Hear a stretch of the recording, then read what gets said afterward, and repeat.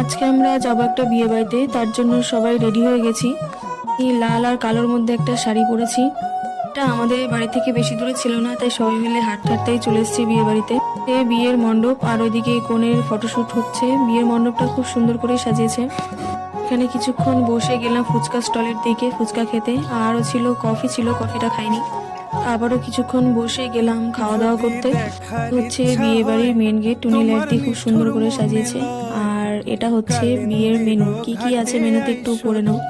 যে বর আর বউ খাওয়া দাওয়া শেষ করে আইসক্রিমটা খেয়ে বেরিয়ে এলাম। সে শুনে গিয়ে দেখি বরকে ওয়েলকাম করার জন্য ডান্স পারফরমেন্স হচ্ছে। দেখে বিয়ে শুরু হওয়ার কিছুক্ষণ পর আমরা বাড়ির দিকে রওনা দিলাম।